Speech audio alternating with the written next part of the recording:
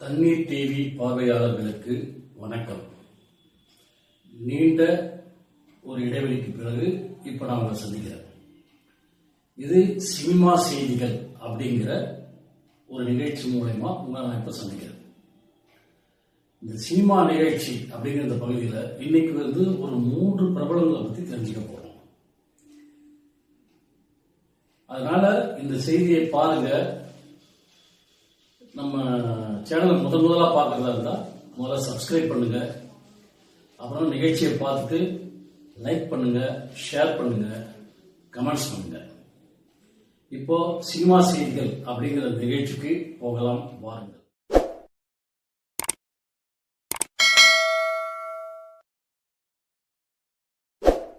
இந்த சினிமா செய்திகள் நிகழ்ச்சியில நம்ம முதலா பார்க்க போற படம் என்னன்னு பாத்தீங்கன்னா சிக்மா. ஏன் அது சிக்மான்ற படத்தை முதல்ல பார்க்கணும் அப்படின்னா இதுக்கு ரொம்ப ஒரு எதிர்பார்ப்பு இருக்கு.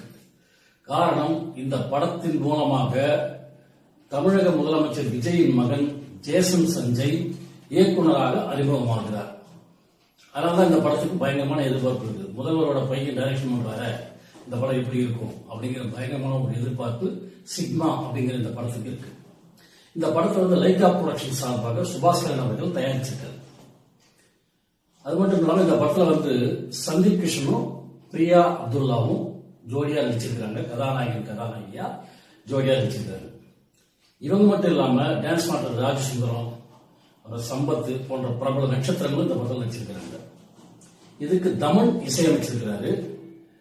அவருடைய இசையில சமீபத்தில் சிக்மா ஸ்டைல் அப்படின்னு ஒரு பாடல் வெளியிட்டாங்க. அந்த பாடல் பரபரப்பாக பேசப்பட்டது. லட்சக்கணக்கான பார்வையாளர்களை கவர்ந்தது.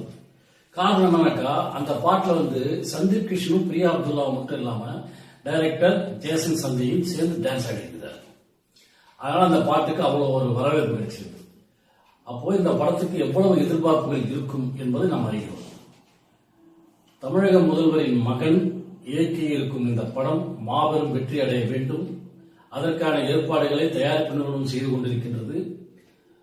அவருடைய முயற்சி வெற்றியடைஞ்சு ஜேசன் விஜய் தமிழ் திரையுலகில் ஒரு சிறந்த இயக்குநராக வருவார் என்ற நம்பிக்கையோடு இந்த செய்தியை உங்களுக்கு நான் சொல்லுகின்றேன். அடுத்தபடியாக நடிகர் சிவகார்த்திகேயனை பத்தி பார்க்க போறோம். அவரை பத்தி என்ன பார்க்க போறோம் அப்படின்னு சொல்லிட்டு பாத்தீங்கன்னாக்கா, சிவகார்த்திகேயன் அவர் தமிழ்ல ஒரு முக்கிய நடிகராக இருக்காரு.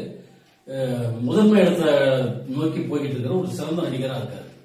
தமிழ் சினிமாவில் வெற்றி பெற்ற சிவகார்த்திகேயன் தெலுங்குல நடிச்ச வெளிவந்த முதல் படமே படுதோல்வி அடைஞ்சதுனால தெலுங்கு படத்தை விட்டு தமிழ்லயே தன்னுடைய கவனத்தை செலுத்திட்டு இருந்தார். அப்படி இருக்கும்போது சிவகார்த்திகேயனுக்கு ஹிந்தியிலிருந்து ஒரு அழைப்பு, ஹிந்தி படத்துல அவர் நடிக்கிறதுக்கான ஒரு அழைப்பு ஏற்பட்டு அதுக்கான ஒரு கதையை அவர்கிட்ட சொல்லியிருக்காரு. இந்த கதையை கேட்ட உடனே சிவகார்த்திகேயனுக்கு ரொம்ப பிடிச்சி போச்சு. ஓகே, நான் இந்த படத்தில் நடிக்கிறேன் அப்படின்னு சொல்லிட்டு ஒத்துக்கிட்டாரு. இதுல ஒரு ட்விஸ்ட் என்னன்னாக்கா, இந்த கதை உருவாக்கப்பட்டது யாருக்காகனாக்கா நடிகர் தனுஷுக்காக இந்த கதையை உருவாக்கி இருக்காங்க. தனுஷோட கால்ஷீட் கிடைக்காததுனால அந்த நிறுவனம் என்ன பண்ணுகிறது, சிவகார்த்திகேயன் அணிக்கிறது. சிவகார்த்திகேயன் அந்த கதைக்கு ஓகே சொல்லிட்டாரு. அவர் ஹிந்தியில் நடிக்கிறதா ஒப்பந்தமும் ஆகிவிட்டார். என்ன ஒரு விஷயம்னாக்கா, தனுஷோட நடிப்புல வெளிவந்த 3 அப்படிங்கிற படத்துல தான் சிவகார்த்திகேயன் அறிமுகமானார் தமிழ்ல. ஆனா ஹிந்தியில பாருங்க, தனுஷ் நடிப்பதற்காக உருவான கதையில சிவகார்த்திகேயன் அறிமுகமாகிறார் ஹிந்தியில. தனுஷுக்கு அவருக்கு எவ்வளவு ஒரு ஒற்றுமை ஏற்படுது பார்த்தீங்களா? அதான் சிவகார்த்திகேயனுடைய செய்தி என்னன்னு கேட்டீங்கன்னாக்கா, ஹிந்தியில இப்பொழுது அவர் கதாநாயகனாக நடிக்கப் போகிறார். அதற்கான ஒப்பந்தம் போடப்பட்டு விட்டது. தமிழ் மொழியை தவிர்த்து அடுத்த மொழியாக சிவகார்த்திகேயன் ஹிந்தியில் நடிக்கின்றார். இதுதான் சிவகார்த்திகேயன் பற்றிய செய்தி. அடுத்தபடியாக நம்ம இந்த சினிமா செய்திகளில் தெரிஞ்சுக்க போற பிரபலம் யாருன்னு பார்த்தீங்கன்னா எஸ்.ஜே. சூர்யா. எஸ்.ஜே. சூர்யாவை பத்தி என்ன தெரிஞ்சுக்க போறோம் அப்படின்னு சொல்லிட்டு கேட்கிறீங்களா? அவர் இப்ப தொடர்ந்து நிறைய வில்லன் கதாபாத்திரம் தான் நடிச்சிட்டு இருக்காரு இல்லையா? தொடர்ந்து அவர் வில்லனாக நடிச்சிட்டு இருக்காரு. இப்ப அடுத்து அவர் என்ன ஒரு முடிவெடுத்து செஞ்சிட்டு இருக்காருனாக்கா, அவரே டைரக்ஷன் பண்ணி கதாநாயகனாக நடிக்கிறார். படத்துக்கு பேர் என்ன தெரியுங்களா? கில்லர், கொலைகாரன். கில்லர் அப்படிங்கிற டைட்டில் வச்சு அவரே டைரக்ஷன் பண்ணி அவரே கதாநாயகனா எஸ்.ஜே. சூர்யா அவர்கள் நடிச்சிட்டு இருக்கிறார் இந்த படம். இந்த படத்துல சில சிக்கல்கள் ஏற்பட்டுச்சு. அப்படி என்ன சிக்கல் ஏற்பட்டுச்சுன்னு பாத்தீங்கன்னா, ஒரு விபத்துல எஸ்.ஜே. சூர்யா மாட்டிக்க வேண்டியிருந்தது. அதாவது இந்த படம் ஆரம்பிச்சதுக்கு அப்புறம் ஏற்பட்ட விபத்து, அதுல எஸ்.ஜே. சூர்யாவுக்கு பெரிய பாதிப்பு ஏற்பட இருந்தது. மயிரிழையில அவர் தப்பிச்சிட்டார். இது ஒரு செய்தி. அந்த படத்தில் ஏற்பட்ட ஒரு சிக்கல். அவர் தப்பிச்சிட்டாரு. சரி, இந்த படம் அடுத்தடுத்து ஷூட்டிங் போகும்போது அடுத்த ஒரு இடத்துல என்னாச்சுன்னா, படப்பிடிப்பு தளத்திலேயே ஒரு பெரிய விபத்து. அந்த விபத்துல அங்க வேலை செய்யற ஒரு ஆள் இறந்துட்டார். அப்போ எஸ்.ஜே. சூர்யாவுக்குள்ள ஒரு பெரிய குழப்பம் ஏற்பட்டு போச்சு. என்னடா இந்த படம் ஆரம்பிச்சதுல இருந்து ஒவ்வொன்றா தரங்க ஒருத்தர் நம்ம உயிருக்கே ஆபத்து இருந்துச்சு, இப்ப என்னக்கா இப்படி ஒரு ஆள் இறந்து போயிட்டாரு, இதுக்கெல்லாம் காரணம் என்னவா இருக்கும் அப்படின்னு அவர் யோசிச்சு அவருடைய சிந்தனையில உதிச்ச ஒரு விஷயம் என்னன்னு கேட்டீங்கன்னாக்கா, இந்த படத்தோட தலைப்பு தான் இதுக்கெல்லாம் காரணம் அப்படின்னு அவர் நினைச்சிட்டார். கில்லர் அப்படிங்கிற டைட்டில் வச்சதுனாலதான் இப்படி உயிர் பலி இந்த படம் வாங்குது அப்படின்னு அவரா கற்பனை பண்ணிக்கிட்டார். அது கற்பனையோ நிஜமோ, ஆனா அவர் மனசு அப்படி தோணிடுச்சு. அதனால இந்த கில்லருங்கிற தலைப்பை மாற்றணும் அப்படிங்கிற எண்ணம் அவருக்குள்ள வந்துச்சு. வந்ததுனால இந்த கில்லர் அப்படிங்கிற இந்த படத்தோட தலைப்பை மாற்றுவதற்கு உண்டான அனைத்து ஆய்வுகளிலும் இறங்கி இருக்கின்றார் எஸ்.ஜே. சூர்யா அவர்கள். புரியுதுங்களா?